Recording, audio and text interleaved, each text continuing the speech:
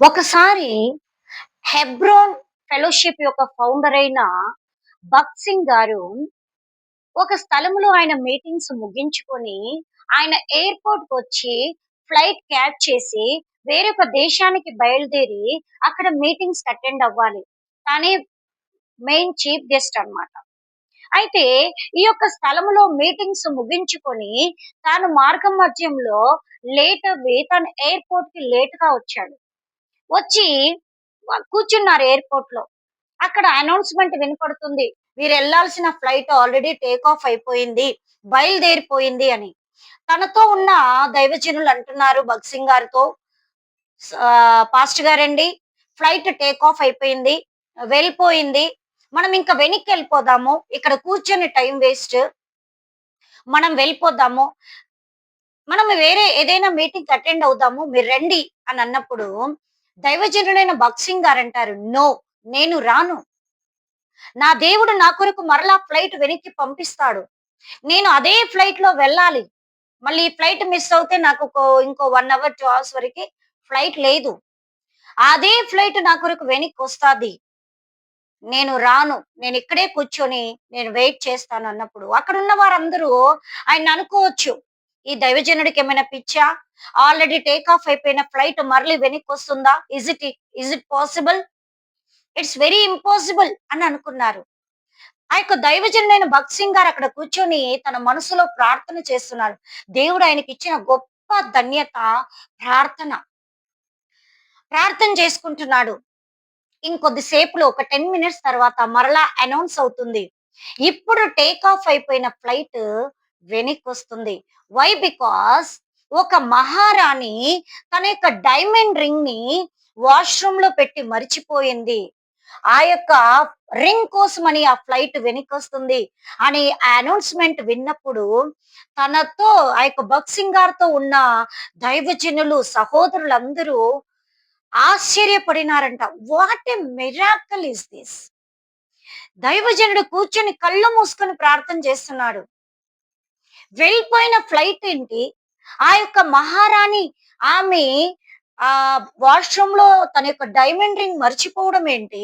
ఆ వెళ్ళిపోయిన ఫ్లైట్ ఏంటి? వెనక్కి రావడం ఏంటి? వాట్ ఎన్ మిరాకిల్ అని చెప్పి అందరూ ఆయన్ని చూసి ఎంత గొప్ప దైవజనుడైన ఈ యొక్క దైవజనుడు ప్రార్థన చేస్తూ విశ్వాసముతో వారికి చెప్పాడు. ఏమని? "నేను వెనక్కి రాను. నేనిక్కడే కూర్చుంటాను. వెళ్ళిన ఫ్లైట్ నా కొరకు మరలా వస్తది. దేవుడు మరలా నా కొరకు పంపిస్తాడు" అనే విశ్వాసముతో, దృఢమైన విశ్వాసముతో ఆయన అదే ఎయిర్‌పోర్ట్‌లో కూర్చున్నాడు. After 10 minutes God had done a miracle. వెళ్ళిన ఫ్లైట్ ఒక రాణి యొక్క రింగ్, డైమండ్ రింగ్ కోసము అది వెనక్కి వచ్చింది. ఆ రింగ్ అంటే ఎంతో విలువైందంట. ఆ యొక్క రింగ్ కోసము ఫ్లైట్ వెనక్కొచ్చినప్పుడు సర్రున ఆ యొక్క దైవజనుడు వెళ్లి ఆ ఫ్లైట్ క్యాచ్ చేసాడు. తాను వెళ్ళాల్సిన మీటింగ్‌కి వెళ్ళిపోయాడు. హల్లెలూయా! హల్లెలూయా! నేనెందుకు ఈ యొక్క వాక్యం చెప్పినానంటే, మనం బైబిల్ గ్రంథంలో చూసినట్లయితే హెబ్రీ పత్రిక 11 అధ్యాయము 6 వచనంలో ఒక మాటుంది. ఏంటంటే, విశ్వాసము లేకుండా దేవునికి ఇష్టుడై ఉండుట అసాధ్యము. హల్లెలూయా! ఆ యొక్క దైవజనుడైన భగత్ సింగ్ గారికి విశ్వాసము, దేవుడు మరలా ఆ ఫ్లైట్ నా కొరకు వెనక్కి పంపిస్తాడు. There is no doubt about it అని దృఢంగా కూర్చున్నాడు. పక్కనున్న అందరూ చెప్తున్నారు, "పదండి మనం వెళ్ళిపోదాం. ఫ్లైట్ ఎళ్ళిపోయింది. టేక్ ఆఫ్ అయిపోయింది. It's impossible to come back again the same flight" అని అన్నారు. బట్ ఆ దైవజనుడైన భగత్ సింగ్ గారు, "నేను రాను. నా దేవుడు నా కొరకు దాన్ని వెనక్కి పంపిస్తాడు."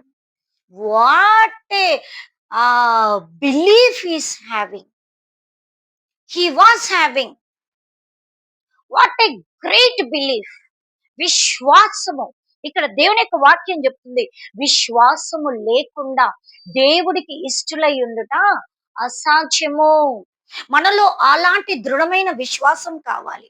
అలాంటి విశ్వాసం ఉంటే దేవుడు అసాధ్యమైన వాటిని మనకు సాధ్యము చేస్తాడు. ఒక ఫ్లైట్ రన్‌వేలో నుండి వెళ్ళిపోయిన తర్వాత మరలా అది 10 మినిట్స్‌లో బ్యాక్ అవ్వడం ఎంత మిరాకిల్ అండి. కానీ ఆ దైవజనుడి యొక్క ప్రార్థన, విశ్వాసమును బట్టి ఆ ఫ్లైట్ ఎనిక్కొచ్చింది. తాను వెళ్ళాల్సిన స్థలానికైనా వెళ్ళిపోయాడు. ఇంత గొప్ప ధన్యత. అది చూసిన వారందరూ ఆశ్చర్యపడినారు. ఇంత గొప్ప దైవజనుడు. నిజంగా భగత్ సింగ్ గారి జీవితంలో తాను చేసిన పరిచర్య మొత్తములో, తను బ్రతుకు దినములన్నిటిలో ఆయన రెండే రెండు కలిగి ఉన్నాడు. ఒకటి ప్రార్థన, రెండు విశ్వాసం. ప్రార్థన, విశ్వాసం. ప్రార్థన, విశ్వాసము. ఇక్కడ వాక్యం చెప్తుంది. విశ్వాసము లేకుండా దేవునికి ఇష్టులై ఉండుట అసాధ్యము. దేవుడికి ఎంతో ఇష్టమైన ఒక దైవజనుడిగా బ్రతికాడు. తన పరిచర్య చేశాడు. అందుకే ఎన్నో సార్లు ఎన్నో మంది దైవజనులు వారి వాక్యాల్లో భగత్ సింగ్ దైవజను యొక్క జీవితాన్ని ఎగ్జాంపుల్స్ గా తీసుకుంటారు. ఈవెన్ అయ్యా, విశ్వాసము లేకుండా మనం ఏ మిరాకల్ అద్భుతాన్ని మనం ఎదురు చూడకూడదు. విశ్వాసముతోనే ఏదైనా మిరాకల్ మనం మన జీవితంలో చూడగలము. జస్ట్ 2 days ago జీవితంలో దేవుడు నా జీవితంలో చేసిన గొప్ప ధన్యత, అద్భుతము. నేను నిద్రపోతా ఉన్నాను. రాత్రి 2 గంటల సమయంలో నాకు మెలకు వచ్చింది. నేను లేసాను. నా కడుపులో భయంకరమైన నొప్పి స్టార్ట్ అయింది. భయంకరమైన నొప్పి. నేను నిల్చోలేకపోతున్నాను, కూర్చోలేకపోతున్నాను, మాట్లాడలేకపోతున్నాను, పడుకోలేకపోతున్నాను. 3 o'clock వరకు కూడా నేను భయంకరమైన నొప్పితో బాధపడినాను. నొప్పి తగ్గడం లేదు. హాస్పిటల్‌కి వెళ్దామన్నారు. నో, నేను రాను. నేను ప్రార్థనే చేసుకుంటానని చెప్పి 5:30 వరకి, 2 గంటల నుండి 5:30 వరకి కూడా నేను నొప్పితో సఫర్ అవుతూనే అలాగే కొద్దిసేపు పడుకొని, యేసయ్యా నన్ను స్వస్థపరచు, నా జీవితంలో అద్భుతం చెయ్యి అని విశ్వాసముతో నేను ప్రార్థన చేశాను. నా నొప్పిని దేవుడు దూరం చేశాడు. Still I am really got relief from the pain. ఆ యొక్క భయంకరమైన నొప్పి, I can't express the words which I suffer the pain. అంతగా నేను సఫర్ అయినా దేవుడు నన్ను బాగు చేశాడు. విశ్వాసము అనేది మనలో ఉండాలి. నేనే విశ్వాసం ఉందని నేను చెప్పడం లేదు. But we need that believe, hope, trust. అవి ఉంటేనే మనం దేవునికి ఇష్టలముగా మనం బ్రతుకుతాం. ఆ యొక్క దైవజనుడు ప్రార్థన, విశ్వాసము ద్వారా ఒక ఫ్లైట్ ని వెనక్కి తెప్పించాడు. What a great miracle. అలాంటివి ఆ దైవజనుడి జీవితంలో ఒక రోజుకి కొన్ని వందలు చేశాడు, అనుభవించాడు. Why? Because of his belief. మన ఆత్మీయ జీవితంలో కూడా మనము దేవుని యందు విశ్వాసముతో ప్రార్థన చేస్తే అసాధ్యమైన వాటిని దేవుడు మనకు సాధ్యముగా మారుస్తాడు.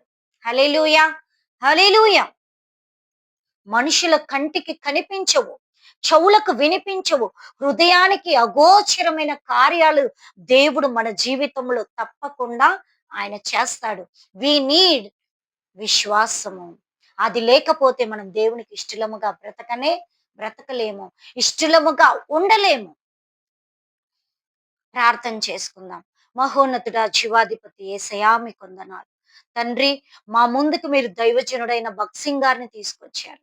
కేవలం విశ్వాసము, ప్రార్థన ద్వారా ఆ ఫ్లైట్ ని వెనక్కి రప్పించారు. ఎంత గొప్ప అద్భుతాన్ని మీరు చేశారయ్యా. మేము కూడా మా ఆత్మీయ జీవితంలో విశ్వాసము లేకుండా మీకు ఇష్టలముగా ఉండలేమని నేర్చుకున్నాము. ఈ దినము నుండి, ఈ సమయం నుండి మేము విశ్వాసముతో మా ఆత్మీయ జీవితంలో జీవించినట్లుగా వాక్యాన్ని మాలో నీరు కట్టి ఫలింప చేయండి. 30 60 100 వాక్యము మాలో ఫలించినట్లుగా కృప చూపండి.